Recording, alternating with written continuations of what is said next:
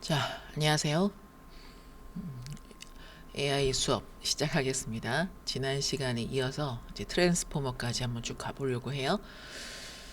자, 오늘은 먼저 이제 자연어 처리, 자연어 처리 기초에 대한 내용들부터 살펴보게요. 먼저 그 NLP, 그러니까 실제 이 작업 단계들을 한번 보려고 합니다. 그러니까 텍스트를 컴퓨터가 처리하려면 어떤 과정들을 거쳐야 하나 이런 것들을 살펴보는 거죠. 먼저 토큰화 과정입니다.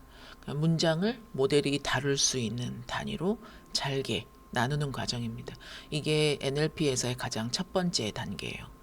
그렇게 해서 언어와 모델 구조에 따라서 단어, 형태소, 서브워드 등을 사용합니다. 이게 왜 필요한가? 그러니까 컴퓨터는 문장을 통째로 처리하지 못하잖아요. 그러니까 작은 조각으로 나눠줘야 각 조각마다 어떤 숫자, 그러니까 인베딩을 하는 건데요. 그러니까 숫자를 부여할 수 있어요. 그런 각각의 작은 조각이 바로 토큰입니다. 토큰화를 하는 방식들도 있는데 여기 있는 것처럼 단어 방식이 있고요. 가장 직관적인 방법입니다. 뭐 공백으로 자르거나 뭐 형태소 분석기로 이런 걸로 잘라내는 거죠.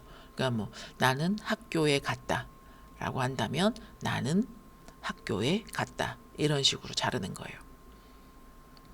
명확하게 자를 수 있죠. 단어 단위로 우리가 이걸 토큰화를 취하면 의미 단위가 명확해요. 그러니까 나는 뭐 학교에 갔다 이런 식으로. 그런데 문제는 단어 종류가 엄청 많잖아요. 그러니까 뭐 영어가 한 50만 개 정도 된다고 하고요. 한국어 같은 경우에는 이게 그 우리말 그렇잖아요. 그러니까 활용형이 많잖아요. 그죠? 그래서 그런 활용형까지 합치면 엄청 많아요. 50만 개 훨씬 더 이상.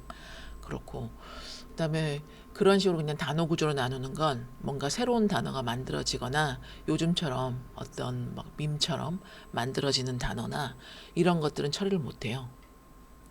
예. 그런 게 있고 그다음에 이제 형태소 단위로도 나눕니다.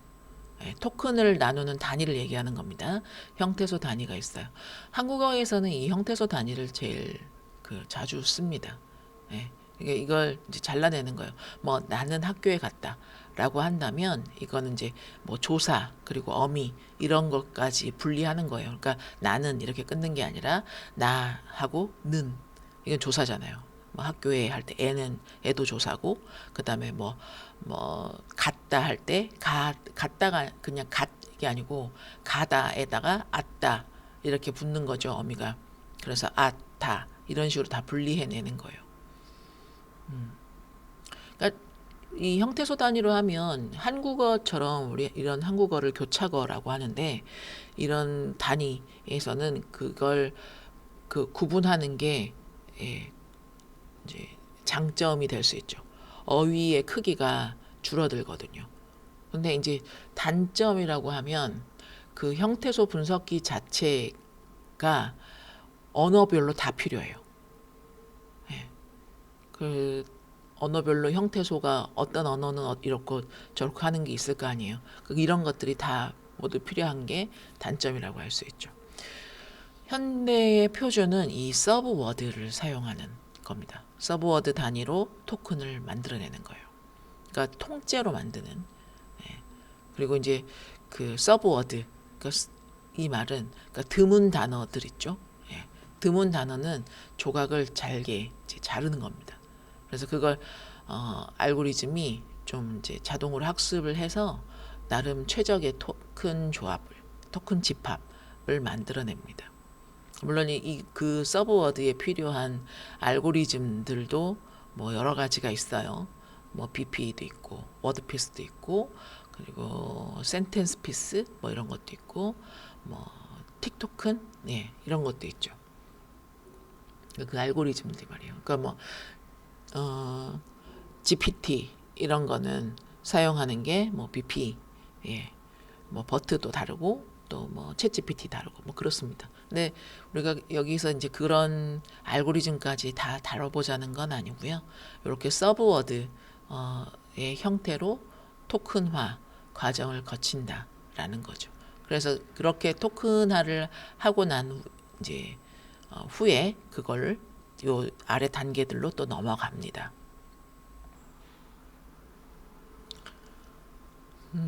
이 서브워드 단위로 하면 이제 그 이제 토큰 단위로 끊을 때 우리가 흔히 왜 영어하고 한국어 얘기할 때요. 한국어가 영어보다 토큰을 더 많이 쓴다. 뭐 이런 얘기 하잖아요. 그러니까 뭐 예를 들면 헬로 월드 이렇게 했어요. 그러면 헬로하고 뭐 콤마 정도 찍고 월드 이렇게 뭐 느낌표도 있다 치고 느낌표까지요. 그러면 한국어로는 뭐 안녕하세요 하고 느낌표 이런 식이죠. 그러면 헬로 월드는요. 헬로우하고 이제 뭐 콤마 월드 하고 느낌표 이런 식으로 토큰 4개로 끊어요. 단어가 헬로우인데도 이렇게 끊기는 거죠. 근데 한국어 같은 경우에는 안녕하 뭐 세요 느낌표 이런 식으로 끊겨요. 그러니까 같은 단어여도 한국어로 챗GPT를 쓰면 영어로 쓰는 것보다 비용이 더 들죠. 그렇습니다. 자, 뭐, 그 정도 그렇고 그 다음에 이제 인베딩 단계입니다. 토큰을 조금 전에 이렇게 이제 토큰화로 만들었잖아요. 예, 그렇게 만든 토큰에 이제 숫자를 붙여요. 그러니까 조금 전 토큰화라는 게 자르는 단계다. 글자를 뭐 이렇게 자를까, 문장단을 단어로 자를까, 형태로 자를까 막 그랬잖아요. 그러니까 다 자르기였다면 이 인베딩은 그걸 숫자화 시키는 거죠. 왜 숫자화를 지켜야 할까요? 이 신경망에서 처리하는 방식이 신경망이 숫자만 처리할 수 있어요. 강아지나 고양이 같은 텍스트는 그대로 못 다룹니다. 그래서 각 단어를 고정 길이의 숫자 벡터로 바꿔줘야 해요. 제일 이제 심플한 방법은 단어마다 그 해당 어떤 위치 값을 정해놓고 뭐 1, 0 이런 것들로 표시를 하는 거죠. 근데 이제 그렇게 되면 막 어휘가 10만 개쯤 막 썼다 이러면 벡터도 10만 개 막 이렇게 써야 되겠죠. 당연히 메모리 낭비입니다. 안 쓰는 부분은 0, 뭐 쓰는 부분 1 이런 식으로 체크할 테니까.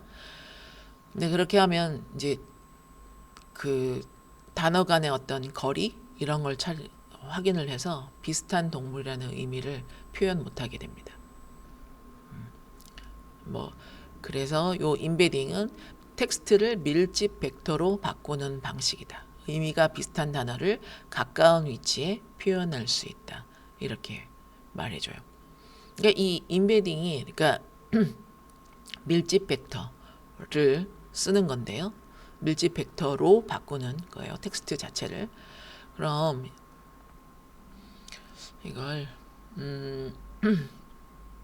몇 가지 단어의 실수 벡터 값을 한번 볼까요? 잠시만요.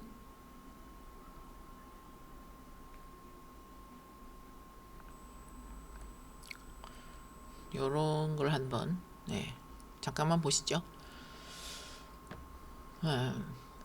요게 이제 밀집 벡터를 통한 표시입니다. 강아지, 고양이, 토끼, 뭐 자동차 이렇게 했어요. 그러니까 이게 뭐냐면 단어를 작은 차원의 이런 실수값, 실수 벡터로 표시를 하는 거예요. 그러니까 보통 이거 쓸 때 뭐 128차원, 256차원, 뭐 768차원, 1024차원 뭐 이런 식으로 씁니다. 그러면 이게 봤을 때 강아지하고 뭐 고양이 이렇게 있다. 그러면 강아지 같은 경우에 이런 값을 갖는데 고양이는 그와 비슷한 위치의 벡터 값들을 갖는 거죠. 토끼도 약간 비슷해요. 근데 자동차는 한번 보시죠. 앞에 뭐 0.32, 31, 28 이러다가 갑자기 0.85 그리고 마이너스 0.15, 뭐 0.12, 18 하다가 양수 0.42 여기는 또 0.7 대였는데 마이너스 0.3 이런 식이죠. 그러니까 완전히 위치가 다른 위치가 돼요. 이렇게 그 위치가 다르다는 건 떨어져 있다는 건 그러니까 멀리 배치됐다는 뜻이고 그러니까 이거는 의미가 비슷한 종류의 단어들은 벡터 공간에서 가깝게 그리고 다른 단어는 의미가 완전 다른 단어는 멀리 이렇게 배치를 한다는 겁니다. 그게 밀집 벡터예요. 그러면 이런 임베딩을 하게 되면 우리가 그 의미에다가 어떤 연산을 한다는 거거든요. 의미가 가까운 단어를 가까운 위치에 표시한다. 그러니까 연산이 달라지는 거잖아요. 단어 간의 그 관계까지 벡터 공간에 담을 수 있으면 그걸 이제 좋은 임베딩이다. 뭐 이렇게 얘기를 해요. 그러니까 예, 요런 거 한번 보실래요? 자, 킹이 있어요. 킹에서 맨을 빼고요. 거기다가 우먼을 더한 거죠. 그러면 퀸이 됐어요. 여왕이라는 거죠. 파리에서 프랑스를 빼고요. 코리아를 더해요. 그러면 서울이에요. 그러니까 파리의 프랑스는 한국의 서울. 뭐 이런 뜻인 거죠. 그죠? 그러니까 왕에서 남자 속성을 빼고 여자 속성을 더하면 여왕이 된다. 그러니까 이걸 이렇게 벡터 연산만 했는데도 이런 식으로 나온다는 거죠. 신기하지 않나요? 그러니까 이게 인베딩이라는 게 단순하게 그냥 숫자를 어떤 숫자로 변환하는 거야라는 게 아니라 그 숫자 자체가 의미를 갖게 되고 그 의미를 학습한 표현이 된다라는 거죠. 이런 인베딩을 하는 거는 방법은 여기 위에 조금 전에 이 서브워드에도 여러 가지 모델들이 있었던 것처럼 이 인베딩을 하는 것도 여러 가지 형태의 모델들이 있습니다. 뭐 워드2백 부터 시작해서요.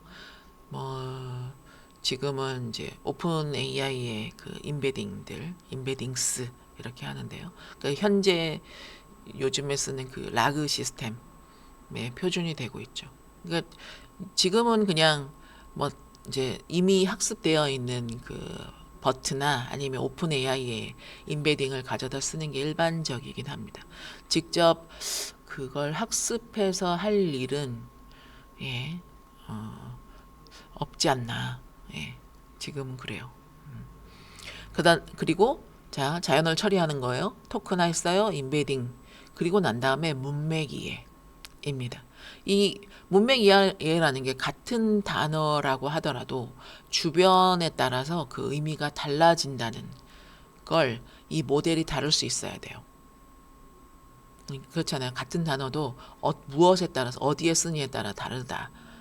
자연어 처리 모델은 이 문맥 정보를 얼마나 잘 반영하느냐가 중요하다. 그렇죠. NLP에서 이게 그 핵심 도전 과제가 아닐까요? 그러니까 단어에는 다의성이 있잖아요. 같은 단어, 뭐 눈 얘기해 볼까요? 눈. 물론 뭐 눈을 짧게 말하면 뭐고 길게 말하면 뭐다 이렇게 구분하시기도 하지만 우리가 보통은 이걸 텍스트로 한번 보면 뭐 눈이 예쁘다라고 했어요. 그러면 눈이 예쁘다라고 하는 이 눈이 신체 부위에 있는 눈인지 아니면 하늘에서 내리고 있는 눈을 보고 눈이 예쁘다 이럴 수 있잖아요. 뭔가 시적인 표현을 할 수도 있는 거잖아요. 근데 눈이 펑펑 내린다. 이렇다면 날씨의 눈 말하는 것 같아요. 눈이 좋다. 이건 이제 시력 얘기하는 거 아닐까요? 뭐 눈이 크다.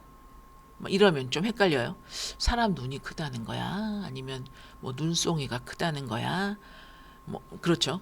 어쨌거나 이제 얘기하고자 하는 건 이렇게 헷갈릴 만큼 우리 특히나 한국어에서는 그 다의성이 두드러지는데 이걸 어떻게 문맥에 따라 얘가 그걸 알아먹느냐 하는 거죠.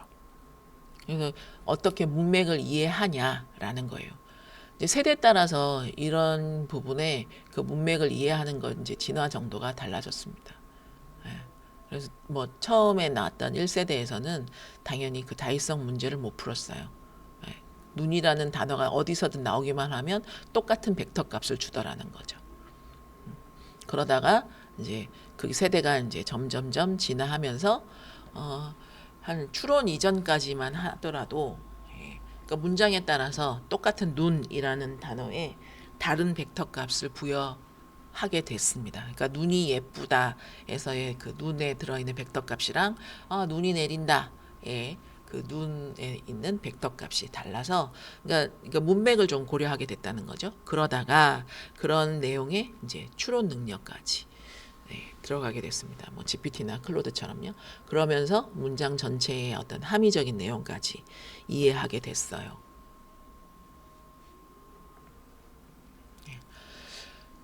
이 문맥에는 그 다양한 그 층위가 있습니다. 그래서 뭐 어휘 문맥도 있고요. 문장 문맥 뭐 이런 것도 있고요. 또 이제 그 담화 문맥 그리고 그 문화 예, 이런 문맥도 있습니다. 그러니까 이게 뭐냐면 뭐 이제 어휘 문맥이라고 하면 바로 옆에 있는 바로 따라 나오는 걸 보고 이렇게 맞추는 뭐 검은 고양이, 뭐 검은 자동차 이렇게 하는 것처럼요. 그런 거고 같은 단어가 들어가도 이게 문장 전체에서 무엇이냐 뭐 이렇게 혹은 또 앞뒤 문장들 이런 거를 봐서 뭐 그러니까 예를 들면 우리가 대명사 쓰는 이런 거 있잖아요. 뭐 그게 이거야라고. 그게 뭐고 이게 뭐야? 그러니까 앞에 있는 대화를 봐야 되죠. 그런 게 이제 담화 문맥인데요. 이러한 문맥에 따라서 이가 확인을 해줄 수 있어야 된다는 거죠. 해야 한다라는 겁니다. 그러니까 토큰화를 한 이후에 인베딩 과정 그리고 문맥 이해 과정을 거쳐요.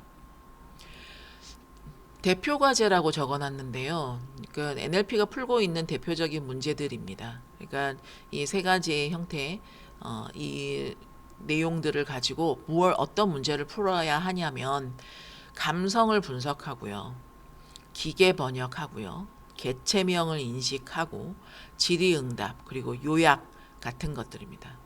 짧게 한번 말씀드려보면 감성 분석이요. 그러니까 뭐 이 영화 진짜 재미없었어. 여기서 말하는 태도, 사용자의 태도 파악할 수 있어야 되죠. 예. 그러니까 긍정 아니에요, 그죠? 진짜 뭐 이런 말 써도. 근데 오늘 날씨에 와 째진다, 찢었다, 뭐 이러면 이거 되게 험한 말이지만 어떤 긍정의 표현이잖아요. 이런 거. 그러니까 그런 걸 감성 분석을 해야 리뷰도 파악하고 어떤 그 뭐 소셜 미디어에서의 대화의 그 모니터링도 되고요. 그 다음에 고객 만족도 조사 같은 거 했을 때 내용들 있잖아요. 이런 거 판단이 돼요. 그렇겠죠. 기계 번역은 이제 언어 간의 번역입니다. 언어 간의 변환. 예, 뭐 구글 번역이나 파파고나 뭐 이런 것처럼요. 그런 거예요. 그 다음에 개체명 인식, 질의응답 이런 게 있는데요. 질의응답은 뭐 그런 거죠. 그러니까 뭐 질문에 대한 말 그대로 질문에 대한 답을 텍스트에서 찾거나 혹은 생성해내거나 이런 거예요. 그러니까 뭐 예를 들어서 문서에 이렇게 적혀 있는 거. 이순신은 1545년에 태어났다. 그럼 질문이 이순신은 언제 태어났나? 그러면 답이 출력이 1545년 이런 식으로. 그러니까 우리가 흔히 말하는 챗봇 그렇죠? 혹은 답변, 고객 답변 이런 거. 뭐 물론 우리가 지금 많이 쓰는 챗GPT나 클로드도 마찬가지. 이런 질의응답이 되는 거죠. 그렇죠? 그다음에 뭐 요약, 텍스트 요약 같은 거 하는 거 있죠. 텍스트 요약하는 건 요거 긴 글 짧게 줄여주죠. 뭐 뉴스 기사 막 한 2,000자짜리 막 이래요. 근데 그거 한 줄로 줄여주잖아요. 그러니까 옛날에는 뭐 기자들이 헤드라인을 뽑는데 엄청 고민을 했다는데 지금은 이제 그런 것조차도 많은 도움을 받는 게 사실이다. 그렇습니다. 그래서 추출을 할 거냐 아니면 생성해서 요약할 거냐 뭐 이제 이렇게 또 방식은 좀 갈라집니다. 그러니까 있는 것들 중에서 내가 원문에서 중요한 문장 요거네 딱 골라낼 수도 있고 이걸 추출 요약이라고 하고요. 그다음에 그거 내용을 전체를 다 본 다음에 그러면 그 중요한 주요는 요거네라고 새로운 문장으로 생성 요약을 할 수도 있어요. 짧게 보죠. 개체명 인식 이거는 이제 어떤 문장에서 뭐 사람이나 장소나 날짜 이런 걸 찾아내는 거예요. 그러니까 좀 전에 뭐 이순신은 1545년 태어났다라고 했는데 뭐 예를 들어 입력에 이순신은 1545년 어디서 태어났죠? 정확히 뭐 서울에서 태어났다. 그러면 뭐 이순신이라는 사람이 1540년, 1545년이라는 그 날짜에 서울이라는 로케이션 이렇게요. 그러니까 어떤 사람, 장소, 날짜 이런 것들을 찾아내는 거죠. 그렇게 하면 뭐 정보를 추출하거나 혹은 뭐 검색할 때 그런 인덱싱으로도 쓸 수 있고요. 의료 기록 같은 거 볼 때 특히나 이런 객체명 인식이 아주 주요합니다. 그러니까 의료명에 들어있는 뭐 그 분류명 같은 것들 있잖아요. 이런 것들을 찾아내고 하는데 아주 유효한 방식인 거죠. 그러니까 이런 것들이 지금 현재의 대표적인 과제, 우리가 풀어내야 되는 어떤 그런 내용들이다라는 겁니다. 언어 데이터 특성, 중의성, 어순, 문법, 문화적 맥락, 뭐 이런 거 아까 앞에서도 한 번씩 말씀드렸던 내용들인데, 그러니까 이 중의성이라는 게 그렇잖아요. 그러니까 눈 얘기했어요. 하늘에서 내리는 눈, 사람 눈의 눈. 뭐 그 전에 제가 배 얘기도 했죠. 타는 거, 아니면 사람 배, 아니면 먹는 배, 뭐 이런 식으로 말이죠. 근데 이 중의성이라는 건 단순히 그 어휘에만 있진 않아요. 어떤 구조에도 있어요. 그래서 그러면 뭐 이런 말 있잖아요. 뭐 예쁜 여자의 옷 이런 거 해볼까요? 예쁜 여자의 옷. 그러면 이건 여자가 예쁘다는 겁니까? 옷이 예쁘다는 겁니까? 이런 거 말이죠. 예쁜 여자의 옷. 그럼 여자가 예쁠까요? 옷이 예쁠까요? 뭘 꾸며주는 걸까요? 이런 거죠. 우리말 그렇잖아요. 예, 이런 게 그렇습니다. 여기 뭐 어순이나 뭐 이런 것도 있는데, 어순 우리말은 특히나 한국어는 그 조사가 어떤 의미를 결정하기 때문에 어순 자체는 되게 자유로워요. 그러니까 나는 너를 사랑해. 너를 나는 사랑해. 사랑해. 나는 너를. 이게 다 같은 말인 거죠. 약간의 뭐 뉘앙스 차이는 있을 수도 있으나, 그죠? 세 문장 모두 다 같은 의미입니다. 근데 영어로는 어순이 바뀌면 의미도 바뀌죠. 그러니까 이런 것들, 또 문화적 맥락도 뭐 그렇습니다. 그러니까 이런 것 때문에, 이런 언어 데이터의 특성들 때문에 자연어 처리를 하는 게 그냥 단순하게 어떤 하나의 그 단순 규칙만으로는 안 됩니다. 그래서 그 옛날 NLP 같은 경우에는 규칙이 뭐 수만 개 이렇게 해서 사람 일일이 다 작성을 했어요. 근데 그것만으로도 부족했죠. 그래서 데이터에서 통계를 학습해요. 데이터에서 통계를 학습하는 형태로 해서, 그러면서 머신러닝으로 넘어온 거예요. 그리고 나서 결국에는 신경망이 스스로 그런 표현을 학습하게 됐죠. 그런 딥러닝 방식이 지금은 표준이 됐습니다. 그러니까 챗GPT가 한국어를 이해했다라는 거는, 이게 이제 뭐랄까요, 한국어 문장 막 한 수십억 개에서 그런 통계랑 패턴을 학습했다고요. 그렇게 학습한 결과로 챗GPT가 한국어를 이해하게 되는 거죠. 근데 그렇게 학습한 게 사람이 가르친 게 아니에요. 사람이 한국어의 규칙은 이래. 근데 한국어도 모든 그 언어라는 게 그렇잖아요. 한날 한시에 동시에 빵 만들어진 게 아니라서 얼마나 많은 예외나 이런 게 존재합니까? 그렇죠. 뭐 여기서는 소리가 나, 이건 소리가 안 나, 이것 때문에 앞에 소리가 뭉개져, 이것 때문에 센 소리가 나, 뭐 이런 것들부터 시작해서요. 사투리도 있고요. 그래서 이건 사람이 가르치는 게 아닙니다. 그냥 이렇게 어떤 규칙을 넣어주는 게 아니라 모델이 데이터를 보고 스스로 깨우치게 되는 거죠. 이게 현대 NLP에서는 요게 이제 핵심이 되었습니다. 자, 그리고 어텐션 메커니즘을 한번 봐야겠죠. 딥러닝 역사에서 어텐션이 어떤 큰 분기점이 되었습니다. 자, 그러니까 어텐션이 뭐냐? 그러니까 집중 뭐 이런 거잖아요. 그러니까 문장 안에서 어디가 중요한 거야? 그걸 계산하는 거예요. 그러니까 중요도를 계산합니다. 문장 안에서 무엇이 어디가 중요한가 이걸 계산하는 거예요. 뭐 예를 들어서 우리가 문장을 이렇게 읽는다고 한번 해볼까요? 뭐 어제 친구랑 영화관에서 본 그 영화는 정말 재미있었다.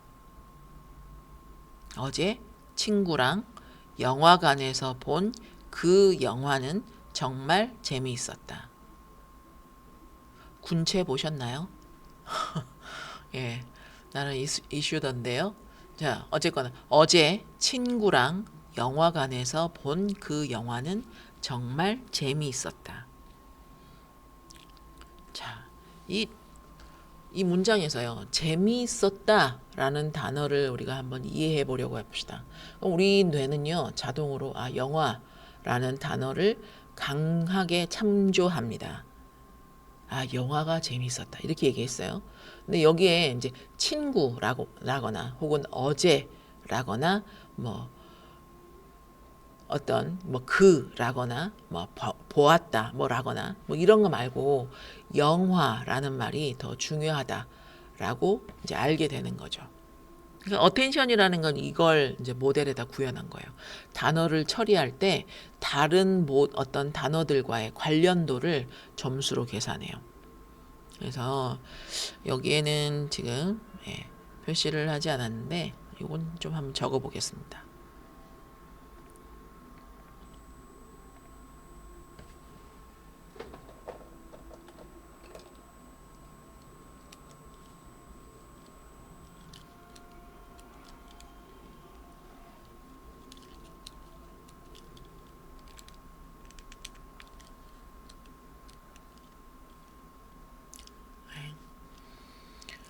자, 어텐션은요, 쿼리, 그 다음에 키, 그리고 밸류. 이 세 가지 개념으로 동작합니다. 근데 이름이 뭔가 데이터베이스 용어 같지 않아요? 그죠? 예. 발상이 비슷합니다. 그러니까 우리가 도서관에서 책을 찾는다고 한번 해봐요. 그러면 여기에 있는 이 쿼리는 이제 질이요. 내가 찾고 있는 거. 내가 찾는 거. 뭐 예를 들어서 뭐 파이썬 책 있어요? 이렇게 묻는 거죠. 파이썬 책 있어요? 근데 여기 있는 키는 키워드요. 이건 이제 책장에 붙어 있는 라벨 같은 겁니다. 그래서 뭐 프로그래밍, 뭐 혹은 역사, 혹은 뭐 요리 이런 식으로 적혀 있는 거죠. 그리고 밸류는 이제 실제 책입니다. 실제 책. 우리는 파이썬 책 있어요? 이렇게 물었는데요. 그러면 이제 쿼리가 던져지잖아요. 그러면 여기 있는 각각의 키랑 비교해요. 비교해서 이 쿼리가 얼마나 일치하나 이 키 값들과 이렇게 점수를 매겨요. 점수가 높은 책장에서 이 밸류를 더 많이 가지고 오는 거죠. 그럴 가능성이 확률이 더 높잖아요. 그러니까 비슷한 거 파이썬 책 있어요? 그럼 파이썬 프로그래밍 그러면 프로그래밍에 있는 책들을 더 많이 가지고 온다라는 거죠.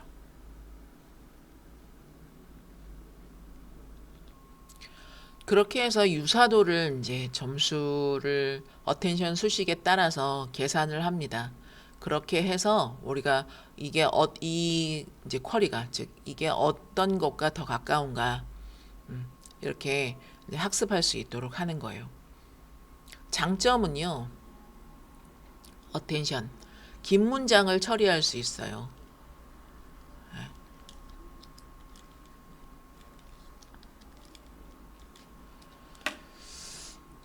장점은 긴 문장을 처리할 수 있습니다. 이게 어텐션의 가장 큰 강점입니다. 먼 앞 단어와 현재 단어의 관계를 직접 참조할 수 있어요.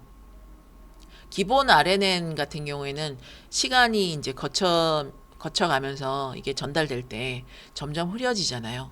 그죠? 그래서 뭐 저 뒤에 단어를 처리할 때쯤에는 첫 번째 단어는 거의 정보가 사라져 있었죠.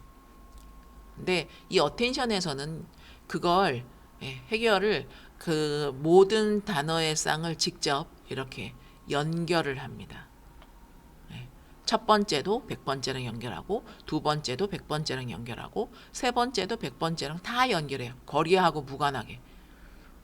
그걸 다 연결합니다.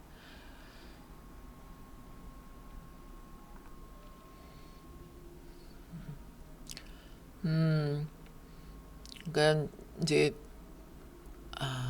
그래요. 뭐 RNN 얘기하면서 그러니까 이 어텐션에서는 그 거리하고 상관없이 필요한 그 정보를 다 직접 가지고 오는 거, 예, 직접 참조할 수 있다. 예, 이 정도로 우리 내용 얘기를 하죠. 그러니까 그렇게 해서 이제 소실되지가 않는다. 시간이 지나도 RNN과 비교해서요. 예, 그렇습니다. 자, 여기에는 이 정렬은요. 예, 그 이제 그 번역할 때 단어를 매칭하는 거예요. 그러니까 어텐션의 어떤 그 초기 응용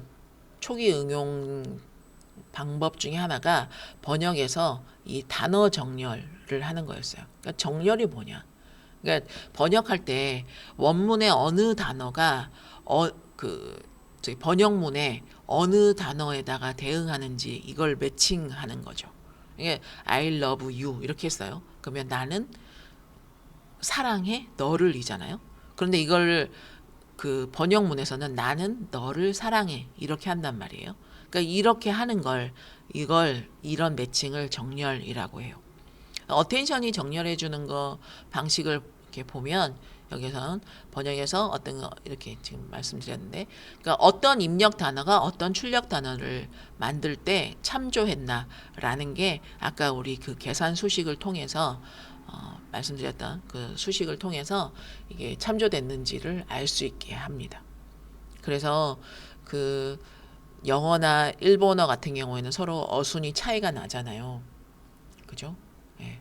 근데 그거를 이제 전통적인 RNN 같은 경우에는 그런 어순이 차이가 많이 나는 영어와 일본어의 그 번역을 통한, 그러니까 즉 장거리 정렬을 해야 된단 말이에요. 근데 그걸 잘 못하는 거죠. 근데 어텐션으로 하면 거리가 상관없이 많이 떨어져 있는 종류의 언어라 하더라도 그 상관없이 직접 연결하니까요. 첫 번째 단어를 끝에도 연결하고 두 번째도 하고 세 번째 다 한다고 했잖아요. 그러니까 그렇게 하면서 해결이 되게 됐습니다. 자, 셀프 어텐션은 이 어텐션이 좀 진화한 형태입니다. 문장 안 단어들이 서로를 참고하는 방식. 예, 요게 이제 그 트랜스포머에서의 어떤 핵심 부품이랄까요? 네, 이 셀프 어텐션이 그렇습니다. 그래서 일반 어텐션과 기본적인 그냥 어텐션 메커니즘과 이 셀프 어텐션, 네, 이제 차이가 분명히 존재하는데요. 그러니까 그 다른 시퀀스를 어떻게 참조하느냐, 먼저 이런 것들로 차이가 납니다. 그래서 셀프 어텐션 같은 경우에는 같은 시퀀스 안에 들어있는 그 내부 단어들이 서로를 다 참조해요. 그러니까 그 남자가 뭐 방에 들어왔다. 그러면 거기에 그 남자, 예, 방, 뭐 이런 것들 단어가 몇 개 없나요? 조금 더 길게 볼까요? 그 남자가 자기 방에 들어왔다. 이렇게 했어요. 그러면 그 남자가 자기, 예, 그리고 방, 자기, 방, 그 남자 이런 게 서로 참조를 하게 한다는 거죠. 그러면 이제 보기에는 되게 복잡해 보이잖아요. 당연하죠. 복잡하죠. 왜냐하면 서로가 서로를 계속 참조한다면 얼마나 여러 가지 가지가 생기겠어요. 그러면 중요한 건 뭐겠습니까? 그런 가지가 관련이 있는 거냐 없는 거냐 이걸 계산해내는 게 중요해요. 그렇죠. 그러니까 아까 그 남자랑 방 이게 중요한 관련도가 있느냐, 자기하고 방 이게 중요한 관련도가 있느냐 이런 것들을 파악하는 거죠. 그래서 이런 그 단어들이 각각이 다 쌍을 이루고 있을 테고 그렇게 이루어진 쌍을 가지고 그걸 각각의 참조를 통해서 관련도를 계산해요. 그렇게 만들어진 관련도를 그 어텐션 매트릭스라고 합니다. 만약에 문장이 n개의 단어로 되어 있으면 그건 만들어지는 건 n by n일 거 아닙니까? 그렇죠. 모두 다 참조한다고 했으니. 그럼 그렇게 담겨 있는 n by n의 그 어텐션 매트릭스를 가지고 이 모델이 그 학습을 한 그 각각의 단계 값을 여기에 다 담아 놓는 거죠.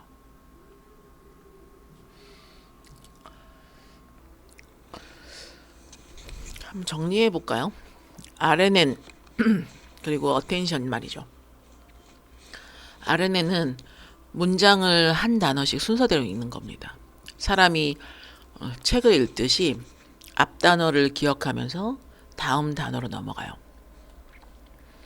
앞에서부터 순차적으로 읽으니까요. 구조가 좀 더 뭐랄까 직관적이고 순서를 자연스럽게 다룰 수 있죠. RNN 같은 경우엔.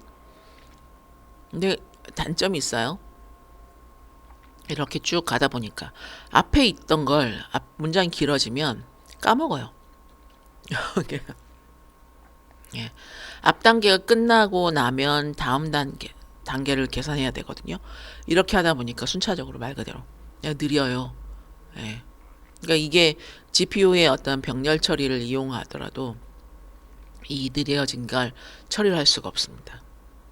어텐션에서는 이런 부분을 이제 발상을 바꾼 거죠. 순서대로 기억하지 말자. 단어가 색깔 좀 바꿔볼까요?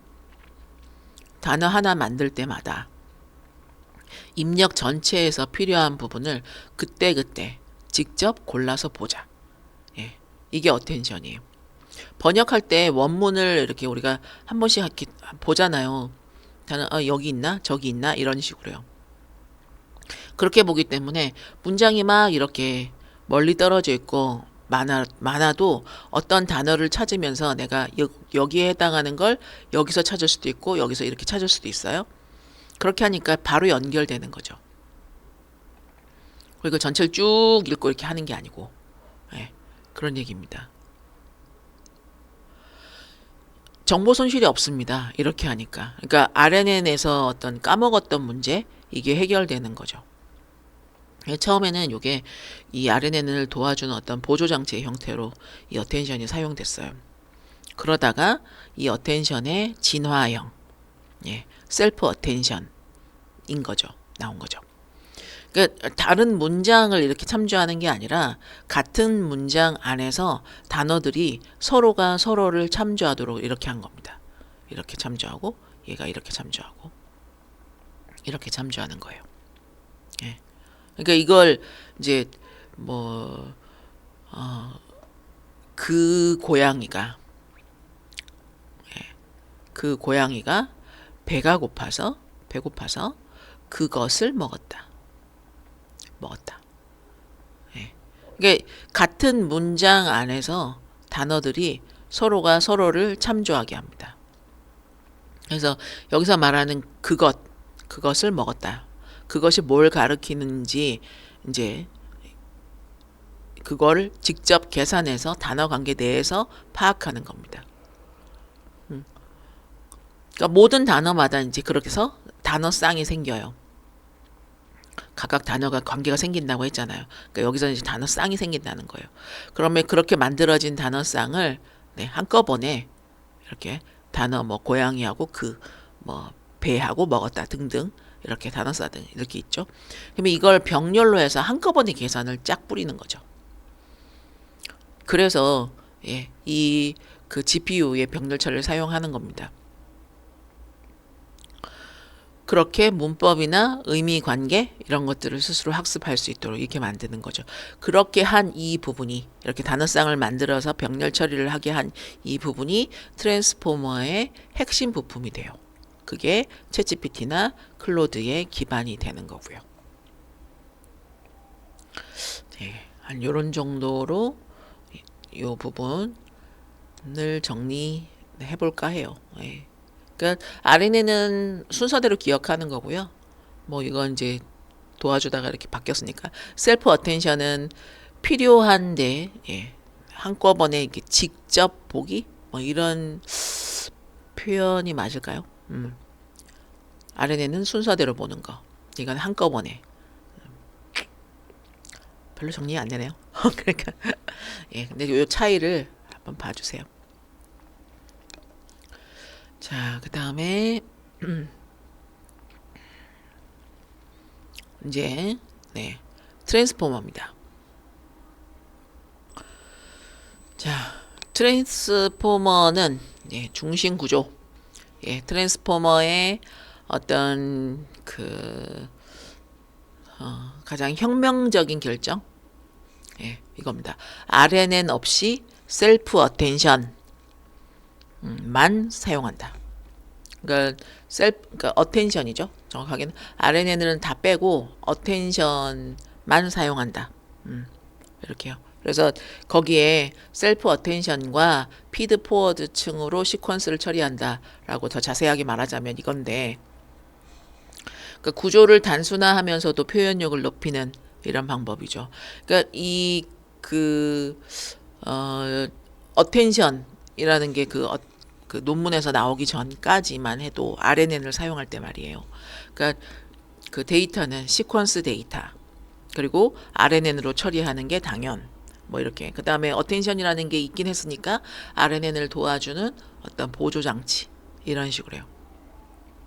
그러다가 이제 그거 구글이 이제 트랜스포머 논문을 쓴 거잖아요. 그 구글이 생각을 한 거죠. 잠깐만, 어텐션만 잘 써도 RNN 없이 병렬 처리를 하는 게 되지 않을까?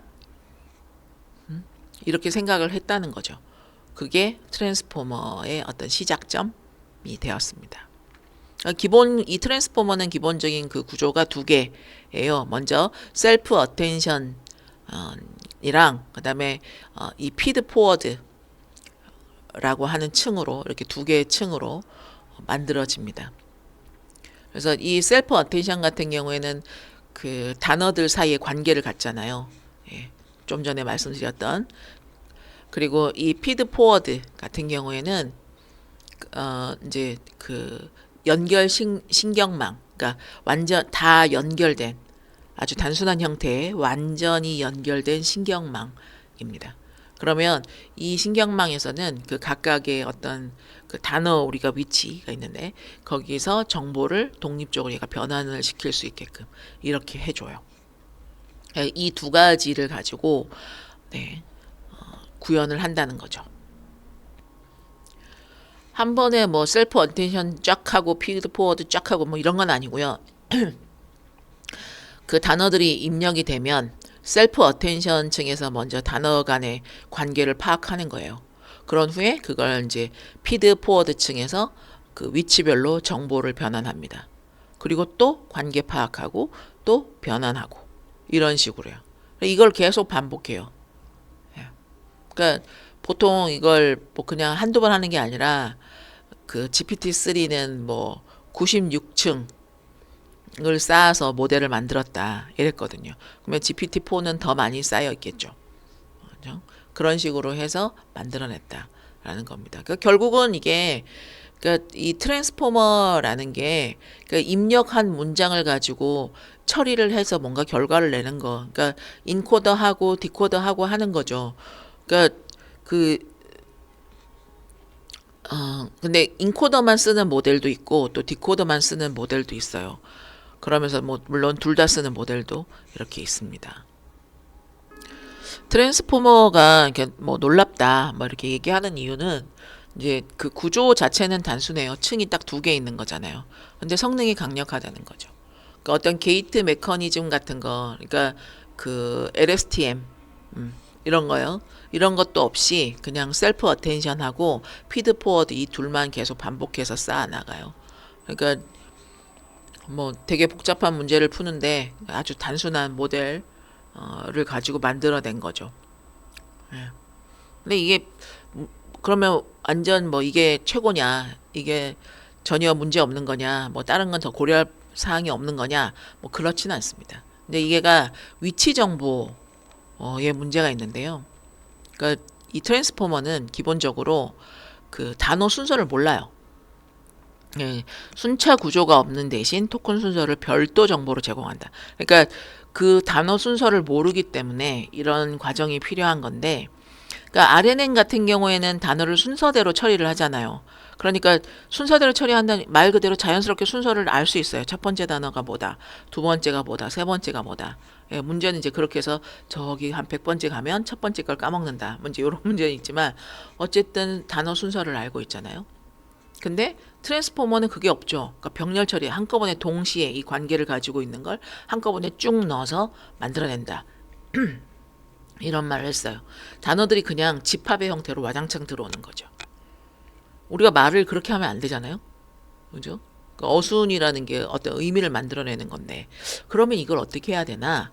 예. 그래서 요거는 어디에 있는 거야? 얘가 위치가 뭐야? 라는 정보를 추가로 주는 거예요. 별도 정보로 그런 부분을 더 넣어줍니다.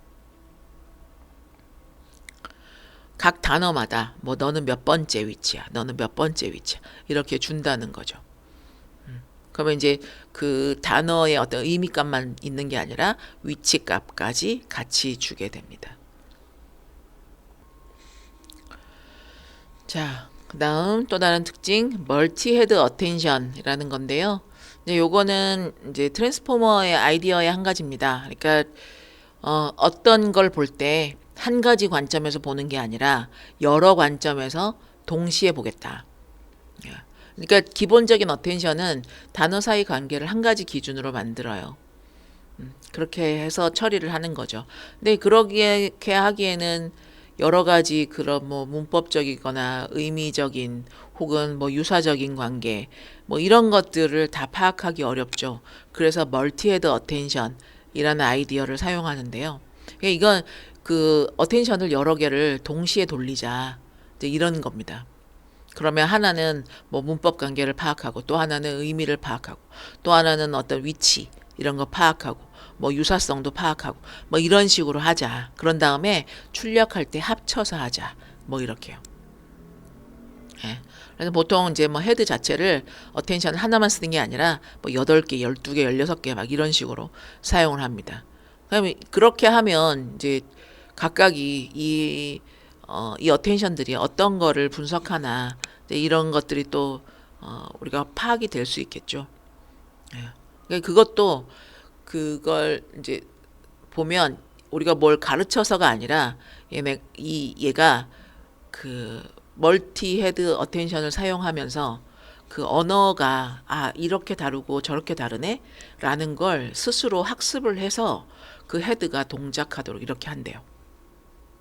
대단하죠.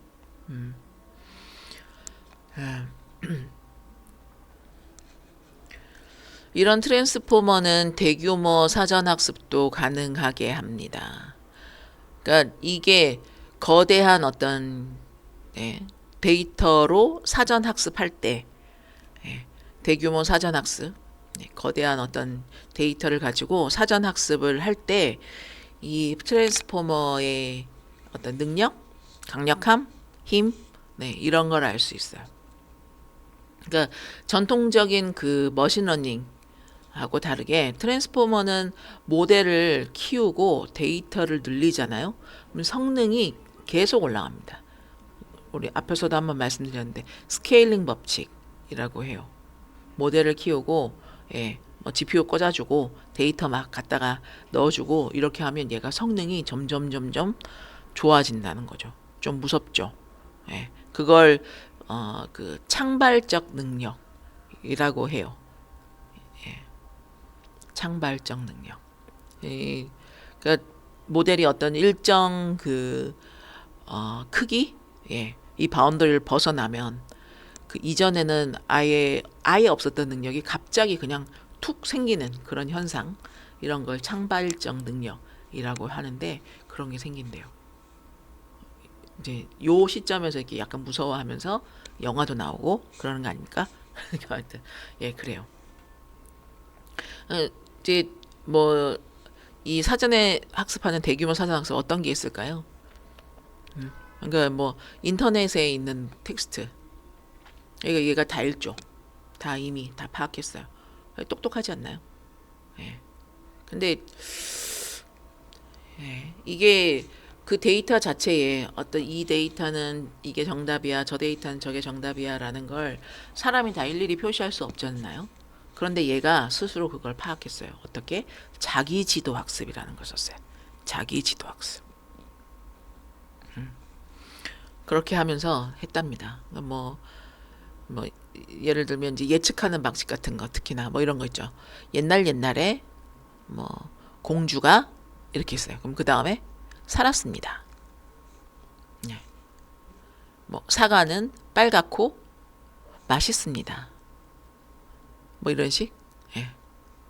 뭐 파이썬은 프로그래밍 언어입니다. 이런 식으로 제가 뒤에 말한 게 얘가 유추한다는 거죠. 정답으로 맞춰요.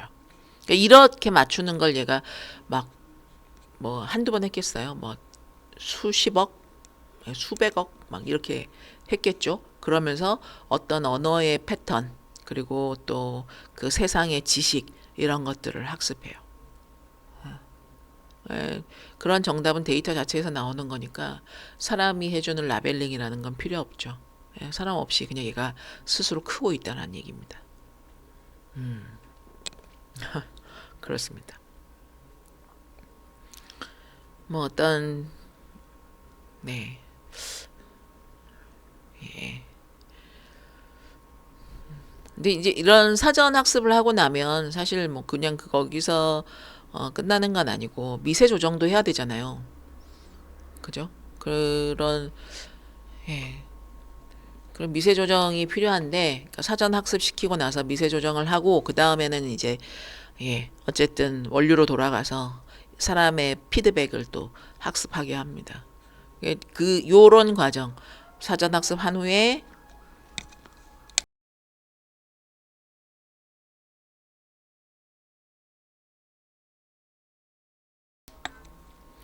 미세 조정을 하고 그 다음에 그 인간의 피드백을 가지고 또 학습을 하고 예, 이렇게 그러니까 챗GPT를 만들어낸 방식이 이렇죠. 이게 왜 뭐, 뭐 혁명적이냐 창발적이냐 이런 얘기를 왜 하냐. 그러니까 전통적으로는 만약에 우리가 고양이 사진을 분류하려는 어떤 모델을 만들려고 하잖아요. 그러면 고양이 사진 뭐 혹은 뭐 개 사진 이런 거 막 모아요. 사진을 막 10만 장쯤 모으죠. 그래서 처음부터 학습시켜요. 예. 근데 지금은 이제 그렇게는 안 해요. 예. 그래서 이제 뭐 고양이 사진을 분류하는 어떤 모델을 만들어야겠다. 있지만 예. 그렇다면 우리가 그 이미지넷 이런 걸로 학습된 모델을 가져오죠. 그리고 나서 우리 데이터는 뭐 한 1000장밖에 없어. 네, 그걸 넣어가지고 미세 조정을 시키는 거예요.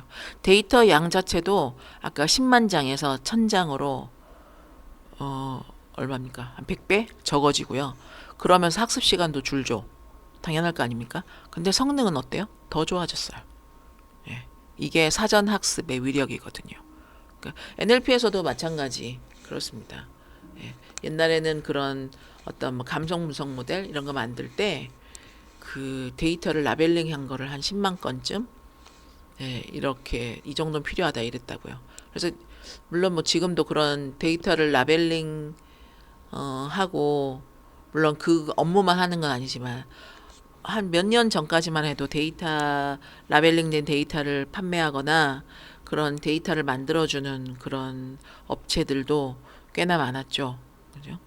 근데 이제 지금은 그것만으로는 안 되는 거지만 어쨌거나 그런 업체들도 꽤 많았습니다. 그러니까 그 데이터 자체만으로도 아주 중요하게 많이 필요했다는 거죠. 거기서부터 시작을 했으니까. 근데 지금은 그게 아니라는 거예요. 제가 드리고 싶은 말씀은 거기서 이제 한 단계 건너뛰어서부터 이제 미세 조정 단계부터 들어가더라도 더 짧은 시간에 더 위력적인 모델을 만들 수 있게 뭐 이렇게 됐다. 뭐 이런 얘기를 하고 싶었습니다. 자, 그래서 트랜스포머 제일 마지막 특징, 확장성 얘기해 볼까요? 크기를 키우면 키울수록 이거 스케일링 법칙, 그러니까 그 성능이 올라가는 구조라는 겁니다. 2018년에 GPT-1이 나왔었어요. 그러니까 그 트랜스포머를 사용한 첫 번째 LLM이었죠.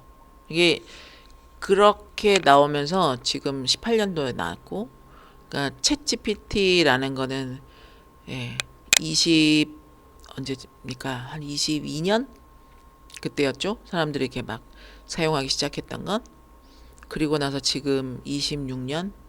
근데 그 중간에 그 바뀐 정도? 우리가 예전에 처음에 그 사용할 때 뭐 틀린 결과를 내놓는다거나 뭐 이런 거 계산을 못 한다거나 뭐 이런 말들 막 했었단 말이죠. 근데 지금 이렇게 오늘의 클로드나 챗GPT를 한번 보세요. 물론 AI가 걔네들만 있는 건 아니지만 모델이 한 몇 년 동안 거의 크기는 뭐 10,000배 이상씩 막 이렇게 커졌어요. 근데 신기하죠. 크기는 커졌는데 성능은 계속 좋아져요. 커져서 좋아지는 걸까요? 그러니까 작은 모델에는 없던 능력이 생겼다. 아까 창발적 능력 뭐 이런 얘기 했는데 맞아요. 그래요. 작은 모델 그러니까 파라미터를 뭐 1억 미만 단위로 쓰던 이런 작은 모델 그래서 뭐 한 10억 개 정도를 파라미터를 쓰면 중간 모델 뭐 이렇게 얘기해요. 그다음에 100억 개 이상 쓰면 큰 모델이라고 하고 그다음 뭐 거대 모델 그러니까 1000억 개 이상 쓰는 거 뭐 이런 걸 거대 모델 이렇게 얘기합니다. 근데 파라미터를 늘렸다는 건 그만큼 데이터가 늘어났고 모델에 그런 쓸 수 있는 어떤 자원들이 늘어났다는 건데 간단한 내용만 문장만 이렇게 완성하던 단계에서 어떤 번역 정도를 하다가 거기서 추론을 하면서 뭐 수학 능력의 수학 문제를 다 뭐 만점을 받는 이런 모델이 됐다가 그러다가 지금은 뭐 창작도 하고 어떤 대화를 하면 문맥을 계속 유지해내고 스스로가 이거 틀린 것 같아요 뭐 이렇게 하면서 자기 수정까지 하는 그죠? 이런 형태로 변하고 있죠.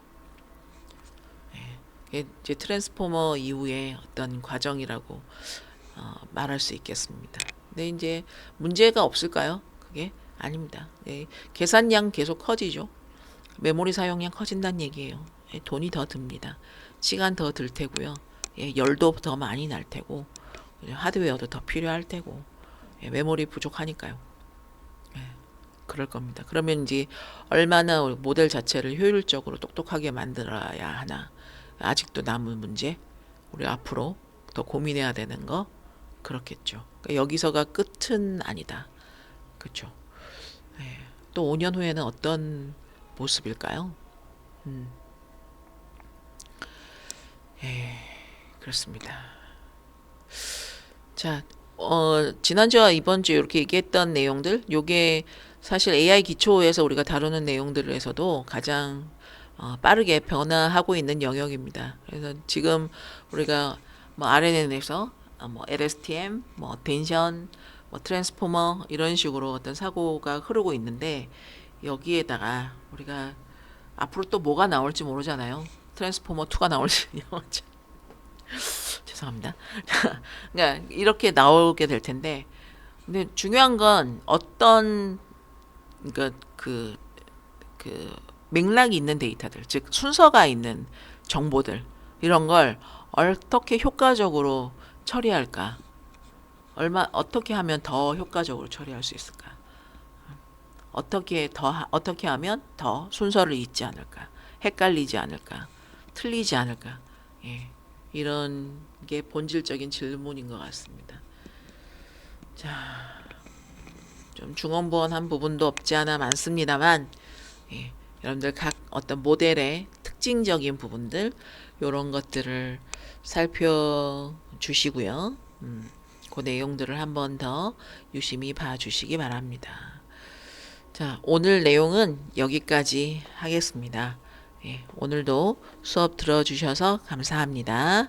다음 시간에 뵙겠습니다.